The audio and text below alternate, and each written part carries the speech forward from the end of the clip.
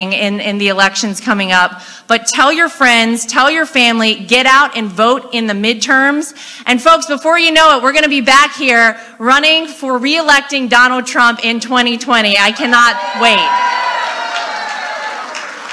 So with no further ado, I am so proud to introduce our 45th president, the savior of our country, my father-in-law, Donald J. Trump.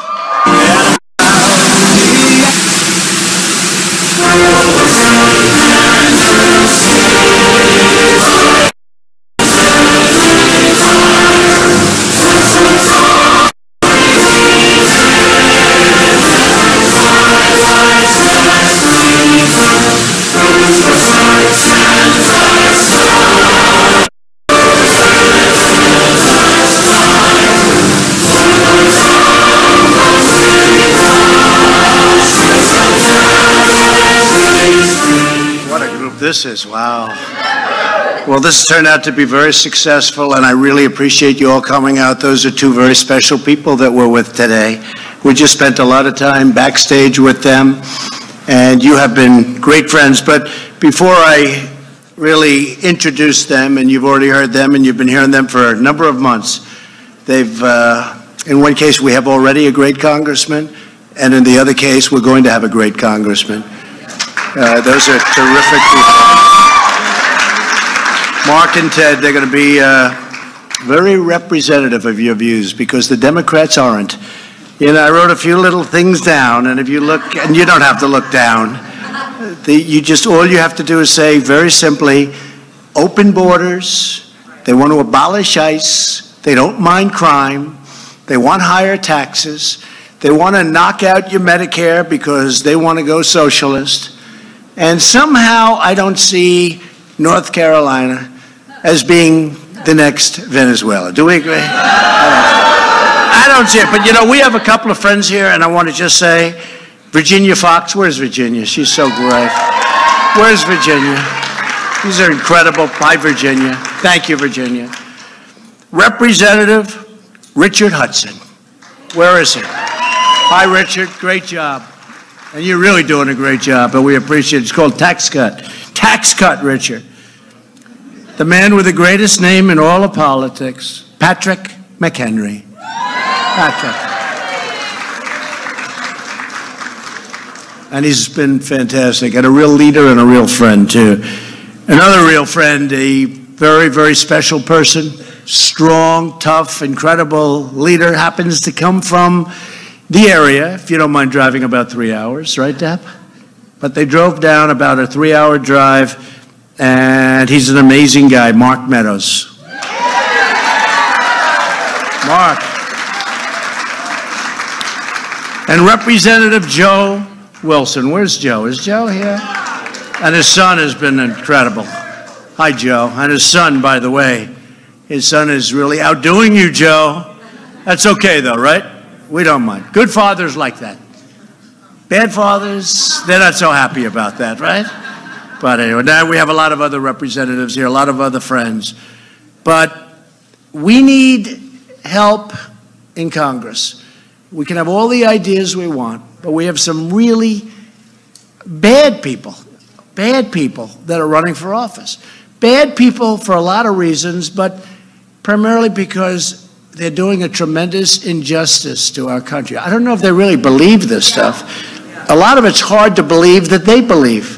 Because you say, how do you believe in open borders where the entire world population can pour into our country? I mean, we have a beauty running as an example in California. I watched it last night. Running for governor. We have a great guy in John Cox. I think he's going to do well. He did a lot of surprises. Gave him a big endorsement. He went up like a rocket ship. And he's fairly close. You know, in California, you're not supposed to win as a Republican. I don't quite understand that for statewide.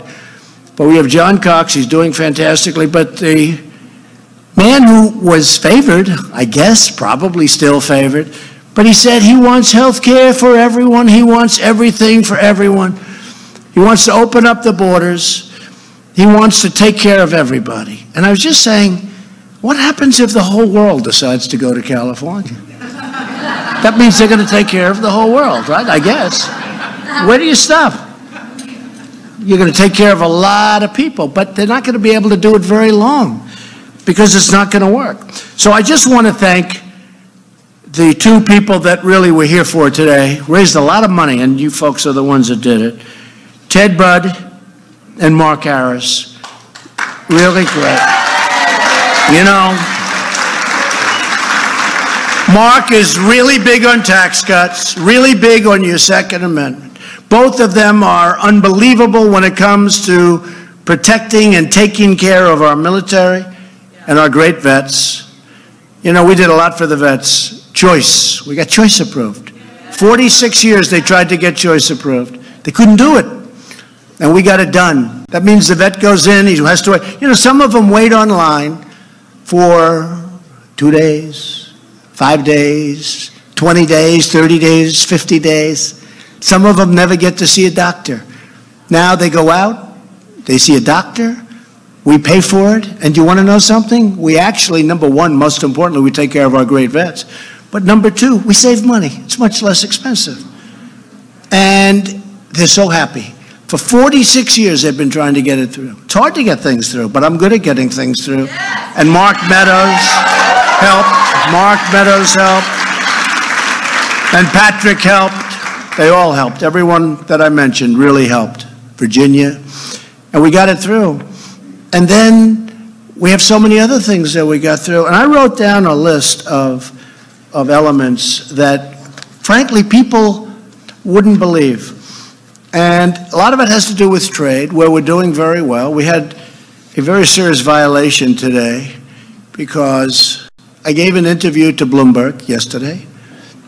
And I said, off the record, some things about Canada. Nothing bad. Fortunately, that would have been. But the kind of a comment you'd make off the record. And it says, off the record, and I gave a statement. It actually said. And they gave it out. And it's a big story today. But here's the good news. At least Canada knows where I stand. Because we can't have these countries taking advantage of the United States anymore. It's very simple. And we're not going to let that happen. And, you know, a man named Dan DeMico, I've been working with this guy for like 20 years. Haven't seen him much. Does everyone know him? Yeah. Where's Dan? Is he around here? Come on.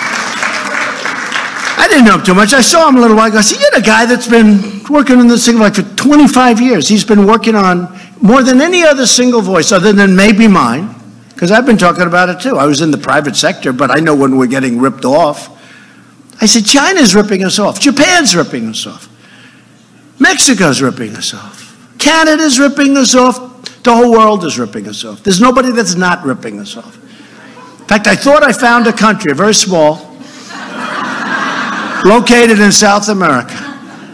And I said, you know, I think we made actually a better deal with that country. It turned out I was wrong. It wasn't. Because I was going to talk to the president. I was going to say, what's wrong with you? You're the only one. But it turned out they made a very good deal, too. Now, the whole world is ripping us off. Last year, we had $817 billion trade deficit. Did you know that, Mr. Meadows? 817, not million, but billion. A year, 817. Anyway, Dan would be this voice. It was like a voice in the wilderness. And I looked at him today, I said, but you failed. He said, no, I didn't. You got elected president, and look what you've done. He's right. He didn't fail. You didn't fail. It took us a little longer than we thought, right? Because, you know, some things are so simple. You'd say, how could it be possible that people don't see it? Like a country tariffs us, then we tariff them, and Congress comes down and they say, why are you tariffing? I say, because they're doing it to us. They say, but that's not free trade. I said, of course it's free trade. What's wrong with you? See, I don't call it free trade. I call it fair trade. Or I call it non-stupid trade. But I want to have Dan. He made a couple of statements, just for a second. He really has. He's a big steel guy, very, like, as big as you get. And he was just fighting a battle when he was the head of Nucor, right? Nucor. And now Nucor is spending billions of dollars opening up new plants because 6 months ago, I said, we're going to put a tariff of 25% on all the steel that's dumped